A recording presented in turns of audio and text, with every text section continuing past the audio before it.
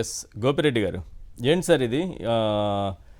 ప్రముఖులే చంద్రబాబు నాయుడు గారి గురించి మాట్లాడినటువంటి మాటలు. కన్నా లక్ష్మణ గారు పూర్తిగా చంద్రబాబు నాయుడికి ఆయన కాంగ్రెస్ పార్టీలో ఉన్నప్పుడు పూర్తిగా నెగిటివ్ గా ఆయన తోటి చాలా యుద్ధం చేసేవాడు కన్నా లక్ష్మణ. అసలు కన్నా లక్ష్మణ గారు తీవ్ర వ్యతిరేకి చంద్రబాబు నాయుడు గారి మీద కోర్టులో కేసులు కూడా వేశాడు ఆ రోజు కన్నా లక్ష్మణ గారు. ఓకే, అంతటి వ్యక్తి ఇవాళ తెలుగుదేశం పార్టీలో చేరా అంటే ఇంకా ఆయన ఏ విధంగా ఆయన వ్యక్తిత్వాన్ని ఇదయ్యాడో మనం అర్థం అవుతా ఉంది ఈరోజు. కాబట్టి ఇప్పుడు కూడా కన్నా లక్ష్మణ గారు జగన్మోహన్ రెడ్డి గారి పర్యటన గురించి ఇప్పటిదాకా మాట్లాడలేదు. ఈ రోజు మాట్లాడిచ్చారు, ప్రెస్ మీట్ పెట్టాడు.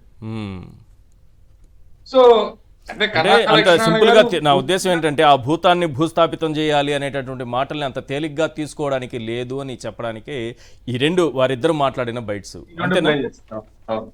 అవును, చంద్రబాబు నాయుడు గారు ఒక ప్రతిపక్ష నాయకుడిని భూతం అంటాం, భూస్థాపితం చేయటం అతనికి మాటల్లో ఈ వీళ్ళే కాదు, చాలా మంది ఇవాళ చాలా మందిని కింద స్థాయిలో కూడా ఈ రోజు ఈ స్థాయిలో మాట్లాడే జగన్మోహన్ రెడ్డి గారి పరిపాలన గురించి కూడా మాట్లాడారు వీళ్ళు. రాజధాని గురించి మాట్లాడితే వీళ్ళకి అంత కడుపు మంట వస్తుంది. మరి జగన్మోహన్ రెడ్డి గారి వ్యక్తిత్వం మీద ఇన్ని టీవీలో మాట్లాడారు కదా, ఈ యాంకర్లు వీళ్ళందరి పరిస్థితి ఏంటని ఒకసారి ఆలోచన చేయాలి. ఈ రోజు కొమ్మినేని గారిని అరెస్ట్ చేసి కొమ్మినేని గారిని ఎంత ఇబ్బంది పెట్టారో ఒక విశ్లేషకుడు మాట్లాడితే, మరి ఈ రోజు టీవీ5 యాజమాన్యాన్ని, ఏబిఎన్ యాజమాన్యాన్ని ఎందుకు ఈ రోజు మనం అరెస్ట్ చేయకూడదు, ఎందుకు కేసులు పెట్టకూడదండి? ఈ రోజు మూర్తి సాంబశివరావు గారు ఎన్నిసార్లు మాట్లాడారు వాళ్ళ ఛానల్లో? అవును, ఇక్కడైనా కొమ్మినేని గారు డిబేట్ లో ఇంకొకరు చేశారు, అక్కడ వాళ్ళే కూర్చొని వ్యాఖ్యలు చేస్తూ ఉంటారు. అవును, వాళ్ళే మాట్లాడుతుంటారు. అయినా సరే సపరేట్ రాజ్యాంగం ఉంటుంది, వాళ్ళకి సపరేట్ రాజ్యాంగం ఉంటుంది. మనం జాగ్రత్తగా నాలుగు కట్టేసుకొని కూర్చోవాలి ఇక్కడ. అవును, అంటే జగన్మోహన్ రెడ్డి గారు మంచివాడు కాబట్టి వీళ్ళందరినీ వదిలేశాడు. ఎన్ని మాటలు మాట్లాడినా, ఎన్ని పోస్టులు పెట్టినా, సోషల్ మీడియాలో ఎన్నిసార్లు ఆయన గురించి తప్పుగా మాట్లాడినా జగన్మోహన్ రెడ్డి గారు మనస్తత్వం అలా ఉంది కాబట్టి ఆ రోజు వదిలేశాడు. కానీ భవిష్యత్తులో మాత్రం వదిలిపెట్టే ప్రసక్తే ఉండదని చెప్పి కూడా ఈరోజు చెప్తా ఉన్నాం గట్టిగా. రైట్, శేఖర్ రెడ్డి గారు, గతంలో గోపిరెడ్డి గారు అంటే డాక్టర్ గారు, డాక్టర్లు అందరూ ఉంటే ప్రాణ బెక్స్ పెట్టే వాళ్ళే ఉంటారు ఆయన చుట్టూ. అంతే. దగ్గుబాటి వెంకటేశ్వరరావు గారు ఒక ఇంటర్వ్యూ చూస్తుంటారు. ఆగండి సార్. దగ్గుబాటి వెంకటేశ్వరరావు గారు ఒక ఇది చెప్తారు, ఒక సందర్భంలో బంద్ జరిగితే బంద్ ప్రశాంతంగా మూసిన తరువాత దగ్గుబాటి వెంకటేశ్వరరావు చంద్రబాబు నాయుడు గారి దగ్గరికి వెళ్ళి కూర్చుంటే బంద్ ఎలా జరిగింది అని అన్నారంట. బాగా జరిగింది సార్ అన్నాను. బాగా జరిగిందంటే ఎలా అని అడిగారంట. ఇది వారు చెప్పిందే, ఎలా అని అడిగారంట. ఎలా అంటే ప్రశాంతంగా మూసింది. ప్రశాంతంగా మూస్తే అది బాగా జరిగినట్టు ఎట్లా అవుతుంది? బస్సులు తగలబెట్టారా లేదా, పెట్రోల్ క్యాన్లు తీసుకెళ్లారా లేదా అని అడిగారట.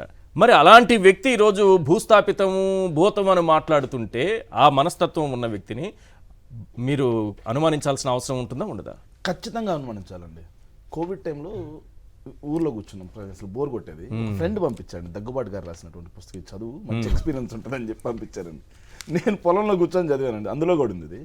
సో బంద్ జరగాలంటే అద్దాలు పగలాలంట సార్, షాపుల అద్దాలు, షాపుల్లో వస్తువులు ధ్వంసం అయిపోవాలంట, బస్సుల అద్దాలు పగిలిపోవాలంట, పెట్రోల్ క్యాన్లు వేసి బస్సులను తగలబెట్టాలంట సార్. ఒక్కసారి ఆ బైట్ కూడా మా వాళ్ళు వెంటనే రెడీ చేశారు, ఒక్కసారి ఆ బైట్ ప్లే చేయండి. నేనేమంటున్నానంటే పెట్రోల్ డబ్బాలు ఇచ్చి పంపించారని దగ్గుబాటి వెంకటేశ్వరరావు గారు అంటున్నారు. రేపు ఏం జరగదా మీరు సత్యనపల్లి టూర్కి? అలా కాదు, ఈయనే కన్నా లక్ష్మీనారాయణ భయపడి ఇప్పుడు ఆయన దగ్గరే ఉన్నారు. ఇది ఓకే, అది వారి విజ్ఞత వదిలేద్దాం. అది రికార్డ్ అయితే మాత్రం ఉంటుంది కదా, పదిలంగా ఉంటుంది కదా ఇది ఎప్పటికీ. ఆయన మనస్తత్వం ఎలాంటిదో నాదెండ్ల భాస్కర్ రావు గారు చాలా బాగా చెప్పారు సార్. ఆయన మనస్తత్వం ఎలాంటిదో కన్నా లక్ష్మీనారాయణ గారే కాకుండా దేవినేని నెహ్రూ గారు కూడా. అవును, ఇప్పుడు ఏదైతే రాజకీయ గురువు పదవి కోసం అత్యధికంగా ప్రయత్నం చేస్తున్నటువంటి ఆయన ఛానల్లో కూర్చొని వాళ్ళిద్దరు చెప్పారు సార్.